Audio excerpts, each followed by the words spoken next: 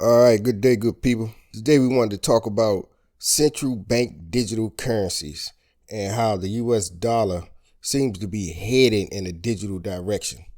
So hit the like, hit the subscribe, please, and let's get right into it. While the Federal Reserve has made no decision on whether to pursue or implement a central bank digital currency, or CBDC, we have been exploring the potential benefits and risks of CBDCs from a variety of angles, including through technological research and experimentation. Our key focus is on whether and how a CBDC could improve on a already safe and efficient U.S. domestic payment system. CBDC is generally defined as digital liability of a central bank that is widely available to the general public. Today, the United States Federal Reserve notes physical currency are the only type of bank money available to the general public. So dollars is the only type of bank money available to the general public. Like existing forms of money, a CBDC would enable the general public to make digital payments. As a liability of the Federal Reserve, however, a CBDC will be the fastest digital asset available to the general public with no associated credit or liquidity risk. The Federal Reserve Board has issued a decision paper examines the pros and cons of a potential U.S. CBDC. As part of this process, we sought public feedback on a range of topics related to CBDC. The Federal Reserve is committed to hearing a wide range of voices on these topics. So yeah, it seems like they want to create another form of currency, but this currency may not be associated with the bank. It may be a direct from citizen, direct to the Fed. I wanted to look at this article, and we're going to go down a timeline on what brings us to 2023, because I don't think this is a drill. I think this is real now, folks. All right, so we got this article in 2022. The US dollar could go digital. Here's what you need to know. As technology continues to revolutionize the way people live, work, and spend, central banks around the globe have kicked off efforts to reinvent their local currencies for the digital era. Now, the United States is the latest to signal urgency in researching a potential digital version of its dollar via a central bank digital currency, or CBDC. President Joe Biden's executive order regarding digital assets on Wednesdays includes placing urgency on research and development of a potential United States CBDC should issuance be deemed in the national interest, according to a company fact sheet released by the White House. So we got all these banks collapsing, and I think that's what's forcing the issue. All right. China, the world's second largest economy by gross domestic product, soft launched its digital renminbi in January, and the CBDC already boasts more than 100 million users. All told, around 100 countries are exploring CBDCs. At one level or another, International Monetary Fund Manager Director Kristalina Georgieva said during remarks at the Atlantic Council think tank last month. So there go them think tanks. We have more beyond conceptual discussion of CBDCs. We are now in the phase of experimentation, Georgieva said. Central banks are rolling up their sleeves and familiarizing themselves with the bits and bytes of digital money. All right, so we're going to not read the whole article. We're going to go to what we now have in 2023, March 2023. Long-awaited Fed digital payment system to launch in July. FedNow, the Federal Reserve digital payment system, will debut in July. The system will allow bill payments, money transfers, and other consumer activities to move rapidly at a lower cost. So they may be using blockchain, folks. The Federal Reserve digital payment system, which is promises will help speed up the way money moves, will debut in July. FedNow, as it would be known, will create a leading-edge payment system that is resilient, adaptive, and accessible, said Richmond Fed President Tom Barkin, who is the program's executive sponsor. The system will allow bill payments, money transfers such as paychecks, disbursements from the government, as well as a host of other consumer activities to move more rapidly at a lower cost, according to the program goals. So we already got the banks that's doing this, right? So now that the Fed coming in with a digital dollar to move more rapidly, what's moving more rapidly than Visa? So it seems like the banks might be something's happening. All right, participation will complete a training and certification process in early April, according to a Fed announcement.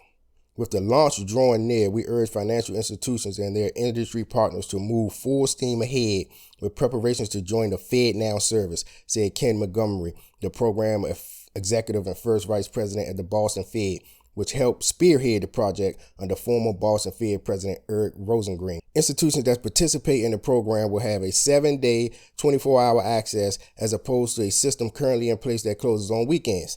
Now that's Bitcoin. That's blockchain. Blockchain is 24 hours. That's the thing. The bank closed on weekends and not 24 hours. So the world is 24 hours, 7 days a week. So that's what we're moving. Program advocates say it will get money out to people much more quickly. For instance, they said government payments like those issued in the early days of the COVID pandemic will have been credited to accounts immediately rather than the days it took to reach most people. Some Fed officials say the program even could supplant the need for a central bank digital currency. All right, so it's launching in July, folks. There you have it. We finna get FedNow, a digital CBDC. All right. So they mentioned China, right? So let's look into how China, because China always kind of lead the way in some cases when it comes to technology. China has given away millions in its digital yuan trials. This is how it works. So this is in 2021. The People's Bank of China has been developing the digital yuan and so-called central bank digital currency that aims to replace some of the cash in circulation.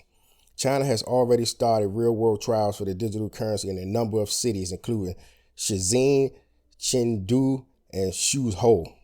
The digital yuan could increase competition in China mobile payments markets, which is dominated by ant groups Alipay and Tencent and WeChat Pay. So I know Alipay and Tencent and them huge companies. All right, so 2021, China did it. And I remember seeing this and saying, okay, we got to be next. So here we are, 2023. And then the article referenced 100 countries moving in this direction. So it seems like this is real. This is not a drill, right? But one thing I wanted to point out and get your thoughts on this. The China digital yuan comes with an expiration date, right? So China is exploring expiration dates for its digital currency. Digital yuan, or DCEP, which means the currency will expire if not used when a given time period. The move by China digital currency regulators is inspired by unconventional monetary policy called Gesell currency, expiring money, which gives the issuing government a certain level of control over money velocity. DCEP is the digital version of China's physical currency, the yuan, and as such is regarded as legal tender in China, being issued by the country's central bank. In practice, the central bank could issue digital yuan to commercial banks in place of physical currency and against equivalent cash or banks deposit in central banks. So essentially, they might just wipe out cash completely. And we'll talk a little bit about what that may mean, particularly if they use blockchain. Because blockchain is a perpetual ledger, which means everything you spend, do with money will be recorded forever. So if you come in contact with one of these dollars, they know you got it. They know when you got it. They know how you got it, who you got it from, and they know when you spend it. All right. The banks in turn would distribute the DCEPs to their customers, given that the customers have accomplished the required KYC due diligence. The PBOC or central bank can allow intermediaries who can fulfill the same requirements. All right, so we're not going to read this whole article, but just imagine a world like that where you probably won't even have to pay taxes. The government would just already know your whole money world and just take taxes, right? This is interesting. So here we have in 2022, China implemented this expiration date. We just implemented our currency coming in July. So do we have an expiration date too? Who knows? So that means you won't be able to save. All right. So that theory, I wanted to look at that. They called it we go back here, they referred to a Gesell. See, unconventional monetary policy, Gesell currency, right? So Gesell, a guy who believed, he kind of hated money. And so they named this unconventional policy off of him. So I just wanted to dive in a little bit into his thoughts so we can kind of get an idea and see, where we headed or where we came from. All right. Silvio Gesell hated money. A German entrepreneur who moved to Argentina for business in the late 19th century, he witnessed a massive financial crash in 1890 that convinced him that money was behind the world's economic problems: poverty, inequality, unemployment, stagnation. The problem, Gesell believed, was that money was to serve two roles that often came into conflict. It was a way for people to store wealth, and it was a thing everybody needed to conduct business. Now, storing wealth, I can see how you can store wealth with money back then because the money was backed by gold, which was an asset. So let's see what he's talking about. The fact that money could store wealth meant its holders had a reason to cling to it, especially in crises like the one he saw in Argentina, when opportunities to safely put money elsewhere looked grim. It was a typical story. When people got scared, they hoarded cash and brought business to a standstill. It led, Gesell said, to a situation of poverty amid plenty. All right, so I can see that. So it's like the economy come to a standstill when people don't spend. So that's probably why they put that expiration date on there, to keep that from happening, right? Gesell wanted to create a new kind of money, a money that will rot like potatoes and rust like iron, so no one will want to hoard it, and money that was an instrument of exchange and nothing else. And the crazy part is that he did create it.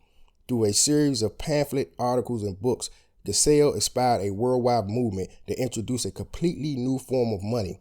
It is one of the most fascinating and largely forgotten stories in economic history. But after 70 years of obscurity, Gesell is making a comeback. All of a sudden, the obscure radical form another age, and his name and ideas popping up unlikely places like speeches of leaders in the U.S. Federal Reserve, research papers, and the International Monetary Fund, and the pages of the Financial Times.